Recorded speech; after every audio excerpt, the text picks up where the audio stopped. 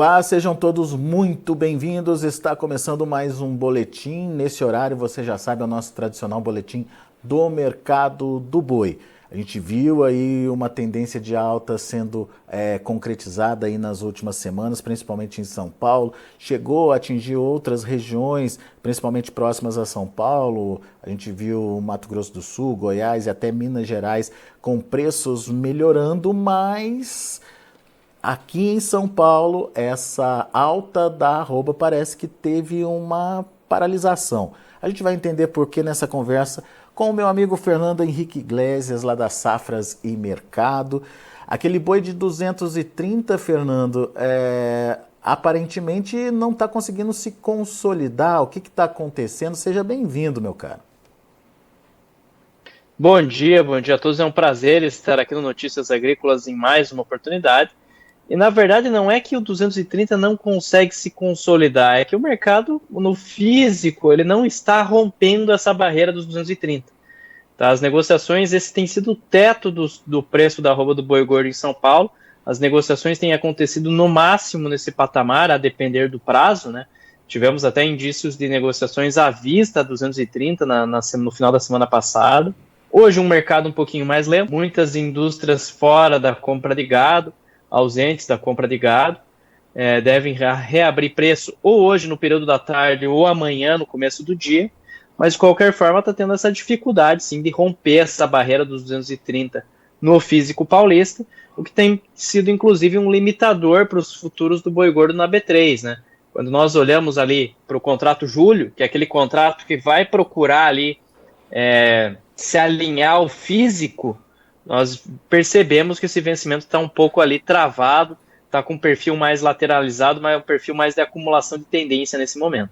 O que está acontecendo, Fernando? O que justifica essa limitação do avanço das altas aí? Bom, o que nós temos percebido é que os frigoríficos estão mantendo uma posição aí não é aquela escala tão alongada quanto nós vimos em maio, mas os frigoríficos, principalmente os de maior porte, eles estão conseguindo ali manter uma escala relativamente confortável, trabalhando entre 7 até 9 dias úteis, estão mantendo uma posição um pouco mais tranquila nas escalas, não é aquela escala tão longa, acima de 10 dias úteis, como nós vimos anteriormente, mas nas praças, no mercado paulista em particular, a gente notou que teve uma evolução das escalas, as escalas melhoraram. Lógico, temos outras regiões do país que ainda convivem com escalas mais apertadas, até mesmo foi nessas regiões que no final da semana passada o movimento de alta esteve mais concentrado. É o caso de Goiás, Mato Grosso do Sul, nós vimos ali altas mais contundentes de preço acontecendo nesses mercados durante essa semana que terminou, né? Na semana passada a gente viu recuperação de preços da arroba do boi gordo acontecendo em Goiás, Mato Grosso do Sul, e o mercado paulista é realmente um pouco mais acomodado, um pouco mais travado nesse padrão de preços que nós estamos observando. Faz algum sentido para você essa estratégia? Qual é a necessidade, ou pelo menos a estratégia que está se desenhando aí por parte dos frigoríficos, Fernando? Bom, a percepção que nós temos aqui no Safras e Mercado é que as indústrias realmente estão tentando ali segurar esse mercado para que ele não rompa essa barreira dos 230, aguardando ali a entrada de animais confinados dentro do mercado, que vai acontecer com mais intensidade a partir de agosto. Conforme ali esses animais confinados vão avançando, a oferta vai avançando, lembrando sempre o seguinte aspecto: animal de confinado é muito diferente de um animal terminado a pasto. Um dia a mais desse animal ali dentro do boitel, dentro do confinamento, é um dia a mais de custo para esse pecuarista. Então é aquele boi que a gente diz que tem prazo de validade. Ele chegou no peso, ele precisa ser negociado com mais urgência, com mais pressa. E outro indicativo interessante que eu tenho para colocar aqui para quem está nos acompanhando é que nós temos ali relatos de uma grande quantidade de contratos a termo que foram firmados nessa temporada. Então, muitos negócios foram realizados ali de contrato a termo. E isso sinaliza que esses frigoríficos, essas indústrias, vão ter muito boi de parceria dentro das suas escalas nas próximas semanas. Tá? Então, essa entrada de animais ali de contratos a termo vai ajudar as indústrias ali nesse posicionamento das escalas e realmente pode colocar ali um freio nesse movimento de alta. Lembrando que a primeira quinzena ainda tem pontos de demanda interessantes em agosto, tá? Então esse é um aspecto importante para a gente mencionar também. Fernando, com essa oferta de confinamento se consolidando e de contratos a termo realizados, a gente pode ver um agosto de depressão de preços aí? Não na mesma proporção que nós vimos em 2023, mas conforme a oferta vai avançando, a gente pode ver sim ali algum recuo das cotações, em particular na segunda quinzena do mês. Por que eu estou fazendo esse adendo em relação à segunda quinzena? Nós não podemos esquecer que na primeira quinzena de agosto nós temos o Dia dos Pais. Dia dos Pais é uma data que tipicamente vai motivar o consumo. Não é na mesma proporção que o Dia das Mães, mas de qualquer forma gera um efeito positivo sobre a demanda, sobre o consumo aqui no mercado interno. Então isso também contribui, também ajuda bastante para que ofereça algum suporte aos preços da arroba do boi gordo. Outro aspecto que eu preciso colocar aqui para vocês que é muito importante, exportação. O Brasil segue vendendo aí volumes impressionantes de carne bovina no mercado internacional. Os preços não são bons, isso já foi muito abordado aqui no decorrer desse ano, né? Nós não temos um bom indicativo de preços para esta temporada no preço da carne bovina no mercado internacional, mas o câmbio, hoje o real voltou a operar um pouquinho mais desvalorizado, até em função do que aconteceu nos Estados Unidos nesse final de semana. Isso gera turbulência, né, nos mercados ao redor do mundo. A eleição norte-americana vai gerar volatilidade nos mercados, então essa desvalorização cambial é um fator importantíssimo, vai manter muita competitividade das exportações brasileiras no mercado internacional. Quer dizer, o problema não vai ser demanda, mas vai ser o quanto de oferta a gente tiver aí nas próximas semanas, principalmente, certo? Exatamente. Demanda vai ser longo, vai ser o nosso último problema nessa temporada. A não ser que aconteça algum problema como nós tivemos lá em 2023, um alto embargo ali em relação à China, alguma coisa parecida com o que aconteceu em 2021. Caso contrário, o Brasil caminha a passos largos para um recorde impressionante de vendas de carne bovina no mercado internacional. O Brasil, assim, a gente pode dizer que está vendendo carne bovina feito água nessa temporada. Então, está sendo impressionante a quantidade de produto exportado. O Brasil está sendo, lógico, é a melhor alternativa de fornecimento global. Temos a arroba do boi gordo mais competitiva quando nós comparamos com nossos grandes concorrentes, né? Estados Unidos, Austrália, União Europeia, Argentina, Uruguai, Paraguai. O Brasil está se destacando no cenário internacional e vai conseguindo manter ali uma dinâmica interessantíssima de exportação. Preço realmente ainda deixa a desejar, mas de qualquer forma, nós temos ali um câmbio que ajuda bastante na hora de converter essas vendas, né, que acontecem em dólar, converter aqui para o real. Uma coisa é você exportar carne bovina a R$ 4,90, outra coisa completamente diferente é você exportar carne bovina a R$ 5,45. Então muda completamente a taxa de conversão ali, se torna um negócio muito mais interessante para quem está exportando. Muito bom. Agora, Fernando, essa tendência ou esse momento de limitação, digamos assim, de um movimento de alta, ele vai ficar concentrado agora nesse primeiro giro, ou a gente pode ver isso se repetindo lá para o final do ano, já que existe, como você bem lembrou aí, um estímulo para o confinamento, né? Esse confinamento de segundo giro também tende a trazer muita oferta para o final do ano, e que impacto isso pode ter nos preços?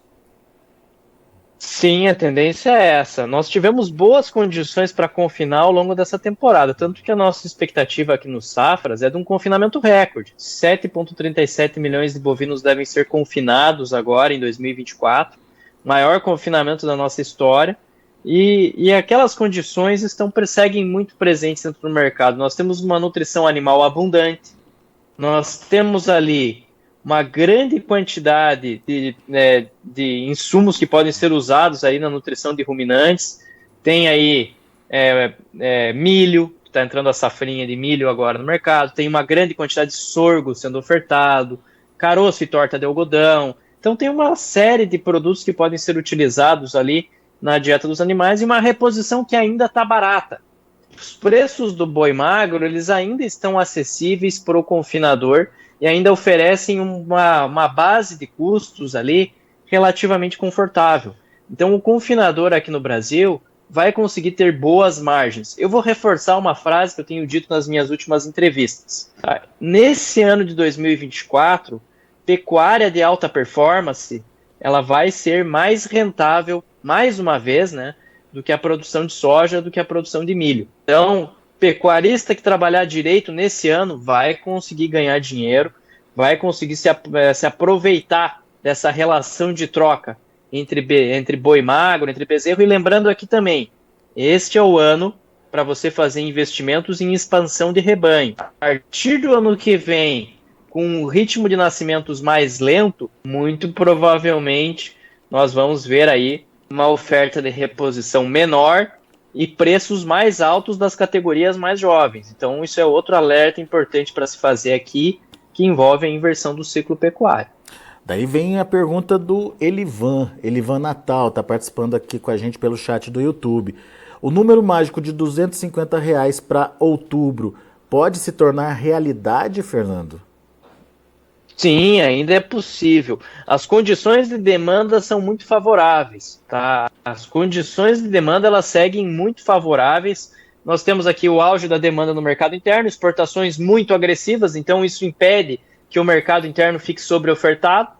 Então as condições estão presentes. A gente tem capacidade que isso de fato aconteça, e agora com um câmbio muito mais interessante para o exportador do que ele era durante o primeiro semestre. Então essa dinâmica de exportação se torna ainda mais interessante, mais vantajosa. Há condições sim para que essa arroba do boi gordo consiga atingir esse patamar de 250. E muito além disso, parece difícil. Realmente precisaria de uma variável nova para justificar altas ainda mais explosivas da arroba do boi gordo. Parece realmente não ser o caso para esse nosso ano de 2024. Não temos as condições necessárias para que isso aconteça. Hoje a B3 está indicando 244 para outubro. Pode então ter ainda uma gordurinha a mais aí, Fernando? Sim, exatamente. E lembrando aqui o seguinte, tá? Para quem está nos acompanhando. Esse 244, 245 que o vencimento outubro tem trabalhado nos últimos dias, ainda permite uma boa condição de travamento, né? Lógico, pode chegar ali a 250, mas se esse 245 está oferecendo uma boa conta para o confinador, está oferecendo uma boa rentabilidade, não tem por que você não travar.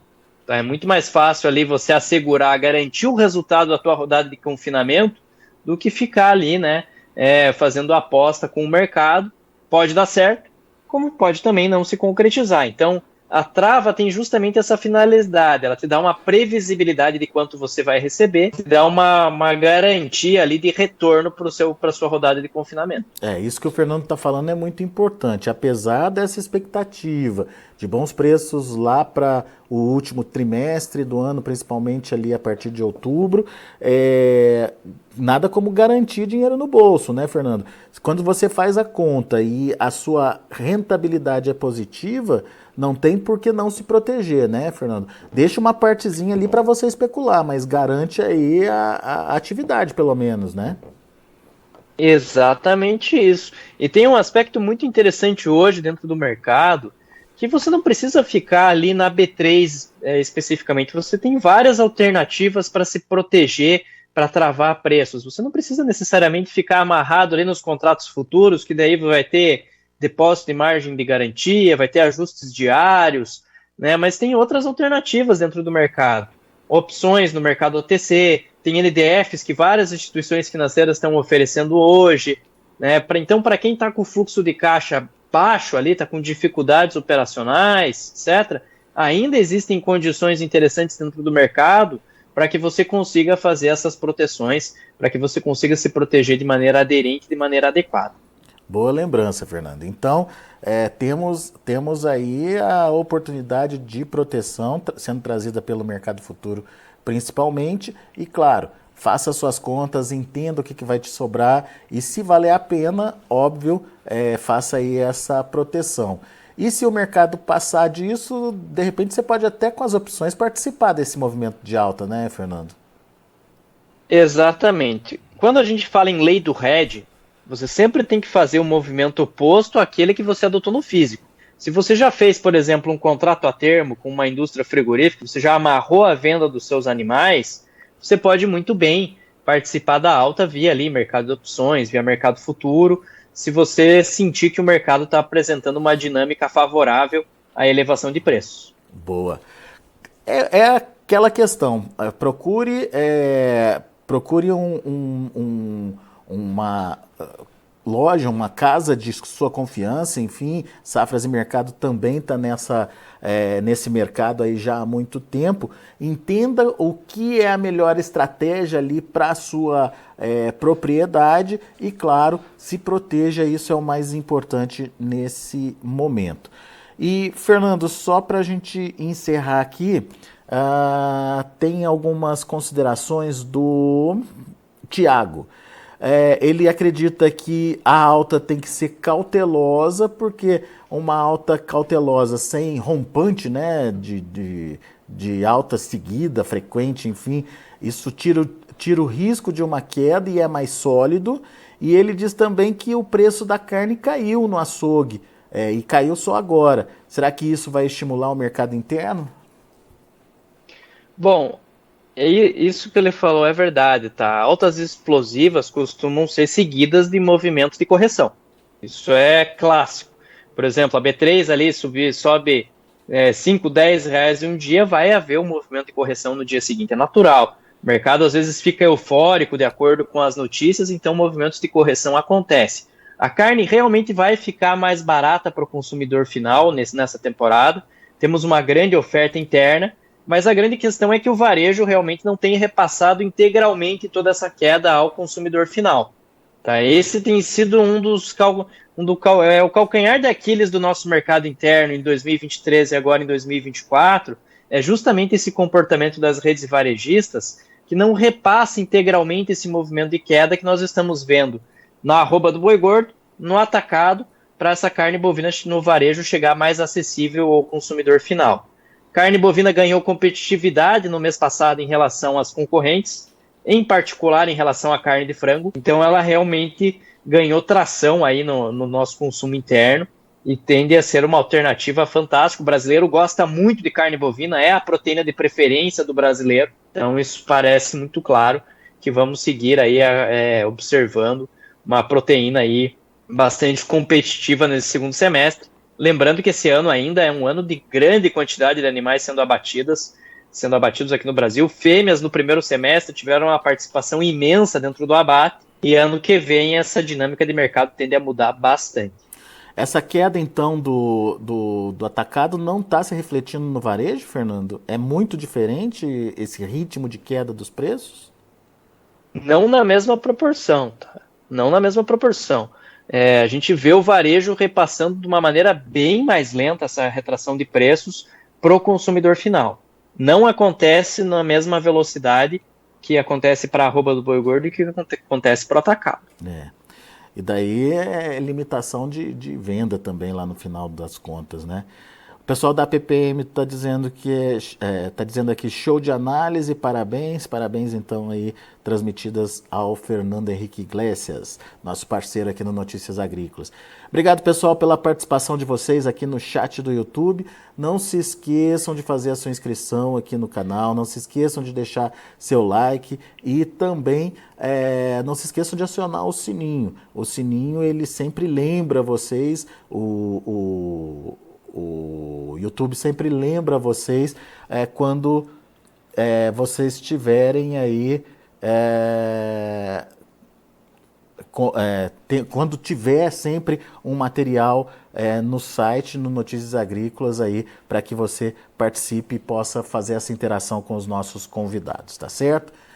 Meu amigo Fernando, mais uma vez obrigado, cara, pela disponibilidade de estar aqui com a gente, volte sempre. É sempre um prazer estar aqui no Notícias Agrícolas e já alertando, né, Safras e Mercado é parceiro do Notícias, temos uma cobertura completa de informações em relação à pecuária, em relação ao mercado de grãos, então tem muita coisa legal na nossa plataforma, é só acessar aí safras.com.br para conseguir mais informações aí de mercado. Estamos à disposição de toda a audiência aí do Notícias, contem conosco em mais oportunidades e uma excelente semana a todos nós. E nas redes sociais também, né, Fernando? Sim, sigam a gente no Instagram, Facebook, enfim, estamos aí com muitas novidades, muitas informações de mercado. Semana passada soltamos os nossos números de safra, né? Que vai vir pela frente, as projeções para soja, para o milho, para o arroz, para o feijão, assim por diante. Então, tem muita coisa legal aí, muita informação interessante para quem trabalha com agronegócio. Feito, Fernando. Obrigado, meu amigo. Volte sempre. Até mais, grande abraço a todos. Tá aí, Fernando Henrique Iglesias, Safras e Mercado, trazendo as informações do mercado do boi gordo aqui pra gente no Notícias Agrícolas. O Fernando vê uma limitação no avanço de preços da arroba do boi gordo, principalmente em São Paulo nesse momento. Parece que o mercado encontrou ali um teto nos 230. O Fernando acredita, em parte, faz parte aí de uma estratégia dos frigoríficos que querem evitar dar corda aí para uma continuidade nesse aumento de preço até a chegada de mais volume de animais que deve aparecer logo mais, a partir de agosto, principalmente, com a entrada mais massiva aí do confinamento e também com o cumprimento dos contratos a termo, que segundo o Fernando, segundo as Safras e Mercado, tem sido bastante significativo nesse ano de 2024. O Fernando não acredita em pressão nas cotações a ponto de derrubar muito os preços, mas o mês de agosto pode ser aí um mês de limite aí para uma evolução dos preços da arroba do boi gordo. Exceção apenas ali para o início do mês, principalmente porque esse mês tem Dia dos Pais, que é uma grande data de consumo, e também a gente tem aí a exportação de vento em polpa e, portanto, consumindo bastante, enxugando bastante os estoques aqui no Brasil. Bom, deixa eu mostrar para vocês como é que estão os números na B3. Mercado ainda em andamento, mas já dá para a gente entender como é que o mercado está trabalhando. Julho, 232,10, uma alta de 0,45%. Agosto, 236,55, subindo 0,15%. Setembro fica ali na estabilidade, uma alta bem pequenininha de 0,02% a R$ 238,55. O outubro, R$ 243,70, queda de 0,08%. Outubro está oscilando entre positivo e negativo, já chegou a trabalhar ainda nessa manhã de segunda-feira acima dos R$ 244. Indicador CPEA fechou a última sexta-feira, dia 12, a R$ 227,10, com uma alta de 0,24%. São os números de andamento do mercado lá na Bolsa de Chicago. A gente vai ficando por aqui. Daqui a pouco tem outras informações e mais destaques, notícias agrícolas e informação agro relevante e conectada.